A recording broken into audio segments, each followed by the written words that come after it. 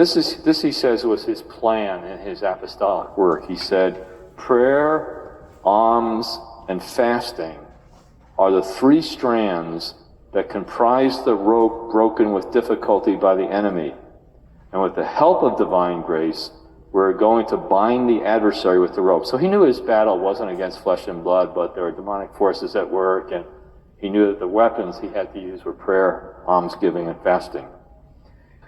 Then he had some success in the immediate area, and then he turned his attention to Geneva, which was the traditional site of the Catholic diocese, but it was now in the hands of a Calvinist bishop. And this is what he said. He says, we must regain Geneva. We must bring down the walls of Geneva with love. We must recover Geneva with charity.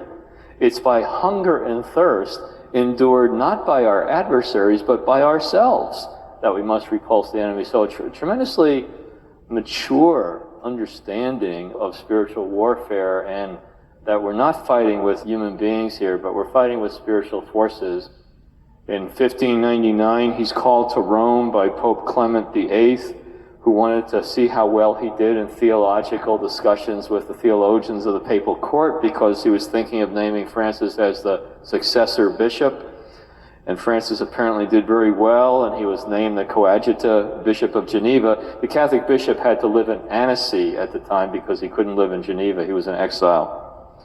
3 years later, the bishop of Geneva, the Catholic bishop of Geneva in exile, dies, and Francis becomes the bishop of Geneva. In 1602, he's sent on a mission to Paris, and he spends 9 months there. While he was there, he came across the first Carmelites in France who were trying to establish the first Carmelite foundation, and he also read the writings of Teresa of Avila for the first time.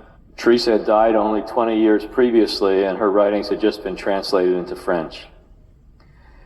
He's consecrated the Bishop of Geneva on December 8th, and he lives a simple lifestyle. He tells the people helping in the episcopal household not to dress up like people at the royal court anymore, all the footmen and soldiers and porters and butlers and all that kind of stuff, all dressed up in the colors of the bishop, who had really had many of the overtones of a secular ruler, and he really wanted to live a simple lifestyle, as a bishop. This was a big step in those days.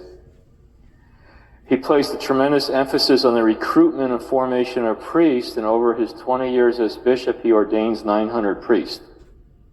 And he particularly encouraged his priests to be on the lookout for lay people who are showing signs of devotion, and encourage them and instruct them and give them the support they needed to really live a very wholehearted Christian life.